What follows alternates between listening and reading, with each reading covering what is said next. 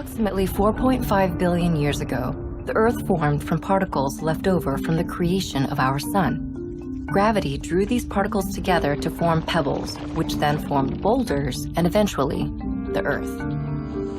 At its heart is a solid inner core covered by a liquid outer core. Above this sits the mantle made of flowing silicate rocks and a rocky crust. This rocky mass is the third planet from the Sun, orbiting the star from an average distance of about 93 million miles. It's close enough to the Sun to be warm, unlike the cold gas giants, but not so close that its surface is exposed to extreme heat and solar radiation, as is the case with Mercury. Earth's unique position in the solar system allows it to house phenomena yet to be found anywhere else in the universe, particularly liquid surface water and life. It takes planet Earth 365 days to orbit the Sun. During its orbit, Earth travels a vast distance of nearly 1,000 million miles. Earth rotates on its axis once a day. As Earth rotates, it also tilts, so that different parts of the planet are positioned closer to the Sun at different times during the orbit. This tilt of the planet creates the different seasons that we experience on Earth.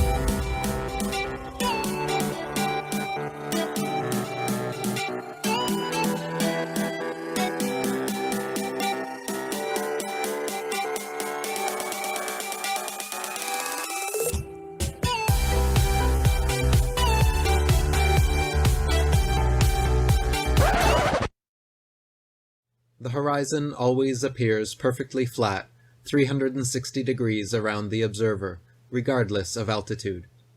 All amateur balloon, rocket, plane, and drone footage show a completely flat horizon over 20+ miles high. Only NASA and other government space agencies show curvature in their fake CGI photos and videos. The horizon always rises to the eye level of the observer as altitude is gained, so you never have to look down to see it. If Earth were in fact a globe, no matter how large, as you ascended, the horizon would stay fixed, and the observer or camera would have to tilt, looking down further and further to see it. The natural physics of water is to find and maintain its level. If Earth were a giant sphere, tilted, wobbling, and hurtling through infinite space, then truly flat, consistently level surfaces would not exist here. But since Earth is in fact an extended flat plane, this fundamental physical property of fluids, finding and remaining level, is consistent with experience and common sense. Rivers run down to sea level, finding the easiest course, north, south, east, west, and all other intermediary directions over the Earth at the same time. If Earth were truly a spinning ball, then many of these rivers would be impossibly flowing uphill. For example, the Mississippi in its 3,000 miles would have to ascend 11 miles before reaching the Gulf of Mexico. One portion of the Nile River flows for 1,000 miles with a fall of only 1 foot. Parts of the West African Congo, according to the supposed inclination and movement of the ball Earth, would be sometimes running uphill and sometimes down. This would also be the case for the Parana, Paraguay, and other long rivers.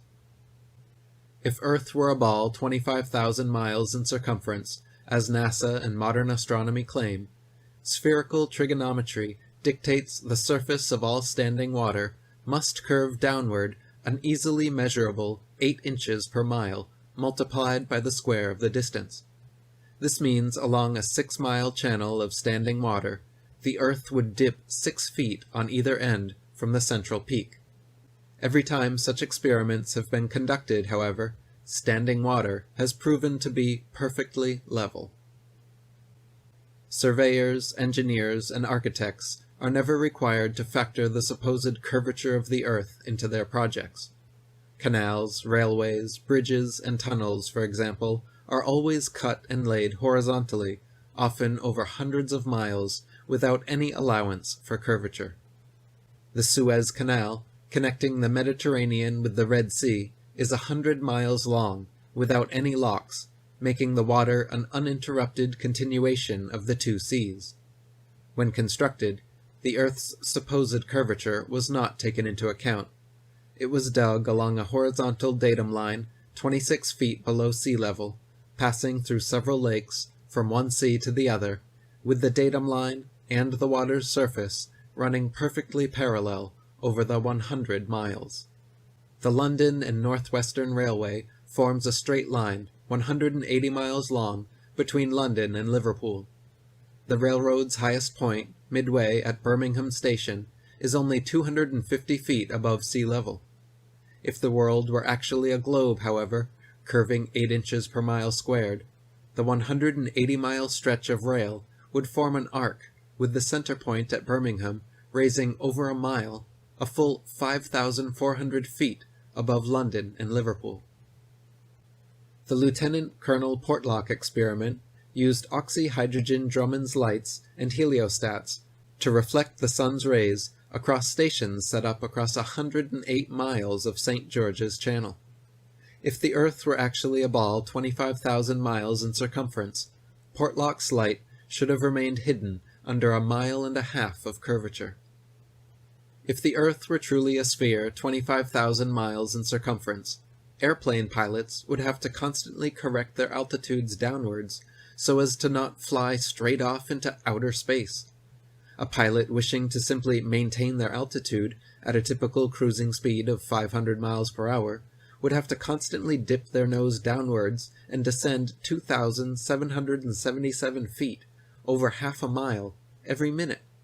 Otherwise, without compensation, in 1 hour's time, the pilot would find themselves 31.5 miles higher than expected. The experiment known as Airy's failure proved that the stars move relative to a stationary Earth, and not the other way around.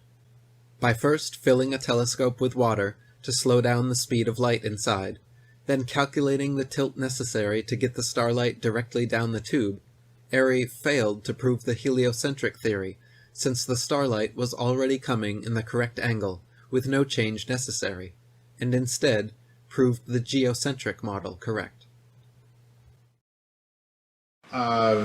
So you spin, when you spin pizza dough, it kind of flattens out. It gets wider in the middle. So Earth, throughout its life, even when it formed, it was spinning. And it got a little wider at the equator than it does at the poles. So it's not actually a sphere. It's oblate. And officially it's an oblate spheroid. That's what we call it. But not only that, it's slightly wider below the equator than above the equator. A little chubbier. A little chubbier. Yeah. Chubby's a good word. It's like pear-shaped. Yeah. So, it turns out the pear-shapedness is bigger than the height of Mount Everest above sea level. Oh, really? We have a saying in science, extraordinary claims require extraordinary proof. So I am now going to make a wild, way out, extraordinary claim. The world is round. For curvature of the Earth horizon model of science. Truth in plain sight. As ships sail away, they don't disappear all at once. No, first, the bottom will disappear. See, the bottom of the ship is gone. Now we can see midway up, and then the whole thing disappears. Now, ships came back. They didn't fall off a table. So people realized that the world is curved. I mean, it's a big curve, but it's curved.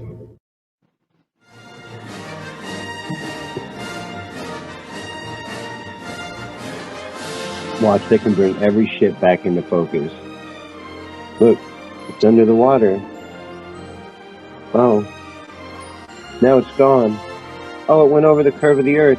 Oh, no, it didn't. You know they're outlawing these cameras? They're discontinuing these cameras. The camera you can shoot the moon with, they're discontinuing it.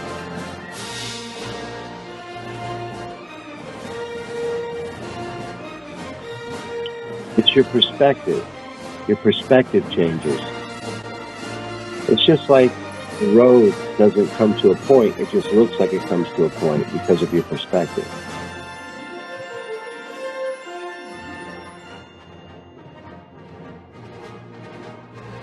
But you can bring it back into focus with one of these cameras. With the extreme zoom,